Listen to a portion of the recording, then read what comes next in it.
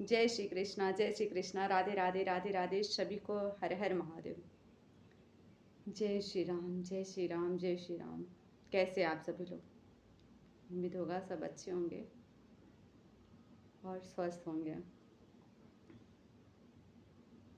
आज मैं आप सभी के सामने एक ऐसी कथा को रखूँगी जो सच में रोचक भी है और सत्य घटना है।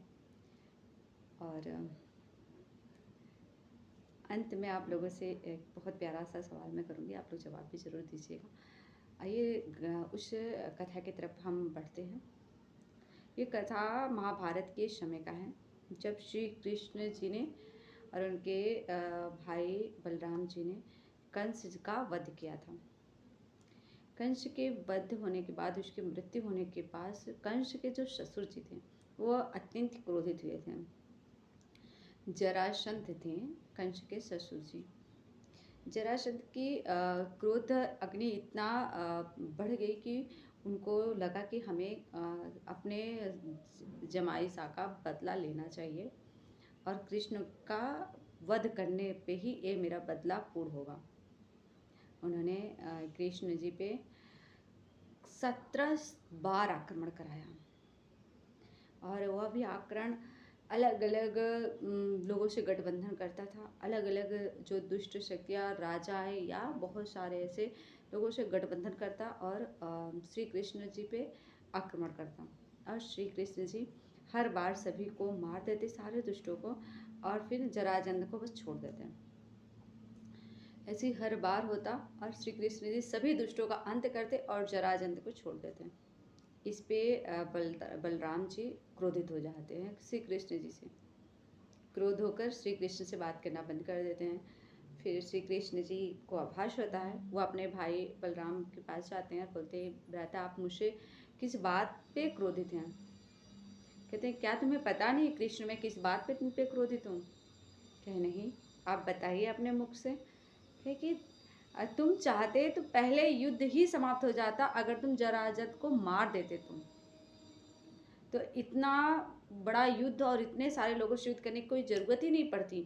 जब पहली बार ही तुम जरासंध को मार देते तो बस सारा युद्ध समाप्त हो जाता। पर तुम सभी दुष्टों का अंत कर दे रहे हो, पर उसका नहीं कर रहे हो। और उसका जब अंत नहीं कर रहे तो फिर वो अलग प्रांत में जा रहा है, अलग लोगों से गठबंधन कर रहा है, मित्रता बढ़ा रहा है और फिर हम लोगों पे चढ़ाई कर रहा है और युद्ध कर रहा है। तो जो मेन है उसको मार दो। तब श्री कृष्ण मुस्कुराते हुए कहें, भ्राता आप समझ नहीं पाए। कहे, क्या मैं नहीं समझ पाया?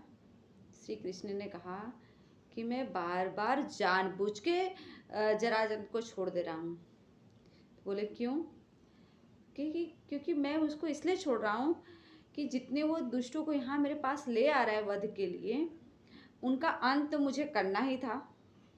सारे दुष्टों का अंत करने के लिए तो हम जन्म लिए, तो उनका तो अंत तो मुझे करना ही था।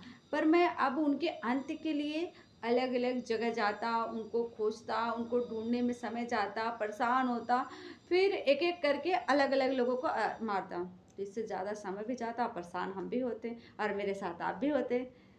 तो यह जो मेरा काम है यह सरल जरासंध की वजह से हो रहा है।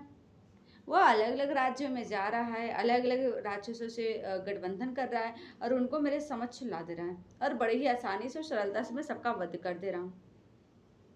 और यही कारण है कि मैं उसके द्वारा लाए गए सारे दुष्टों का अंत कर देता हूँ और उसको छोड़ देता हूँ। कि जितना भी इस लोक में, इस पृथ्वी पे दुष्ट लोग हैं, दुष्ट प्रवृत्ति के लोग हैं, राक्षस लोग हैं जो सर्वनाश कर रहे हैं, वह सारे लोग मेरे सामने और बड़े सरलता से आ जा रहे हैं इसकी वजह से, और मैं उतना ही सरलता से सबका वध भी कर दे रहा हूँ। और जब सभी दुष्टों का अंत हो जाएगा तो मैं जरासंध का भी अंत में वध कर दूंगा।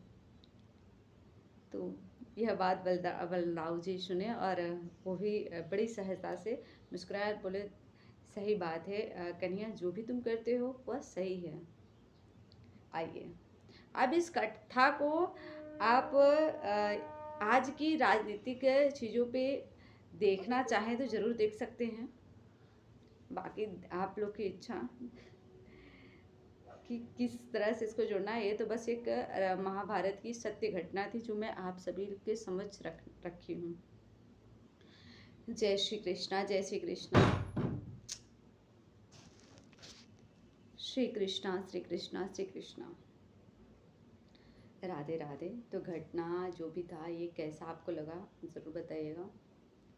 इस चीज़ पे एक चीज़ और अगर हम चर्चा करें तो वह यह है कि कुछ लोग ऐसे होते हैं कि तनिक भी उनको छेड़ दीजिए तो आग बबूले होते हैं, और कुछ ऐसे भी व्यक्ति होते हैं जिनको कितना भी छेड़िए उनको कोई फ़र्क नहीं पड़ता।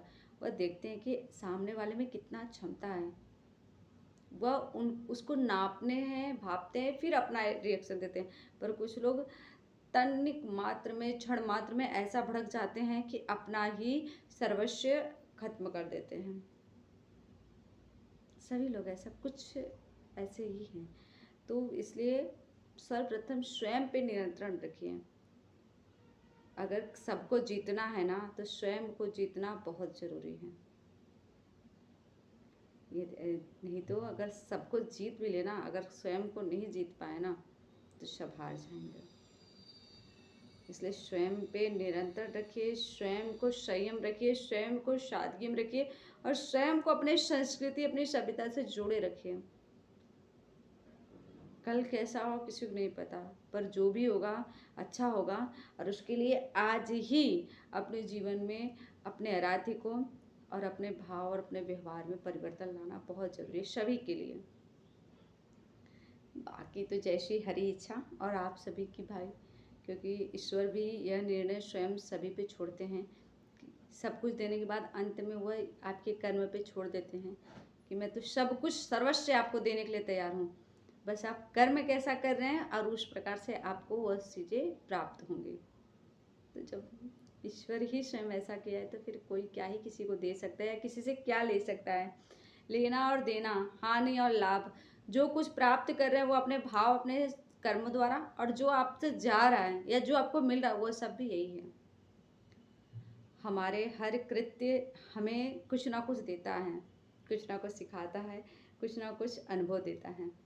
अब उस कृत्य से, उस अनुभव से हम क्या सीख रहे हैं और अपने जीवन में किस मोड़ पे ला रहे हैं, यह स्वयं निर्भर है।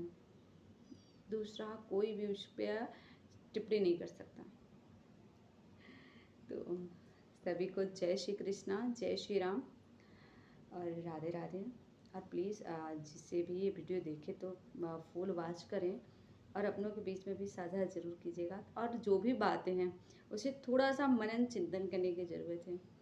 कोई भी कथा, कोई भी कहानी तब रोचक होती है जब हम उस कथा में स्वयं को सम्मिलित करते हैं, स्वयं को सोचते हैं, उस कथा का मनन चिंतन करते हैं, तब हमें उस कथा का सच में आनंद और लाभ दोनों मिलता है।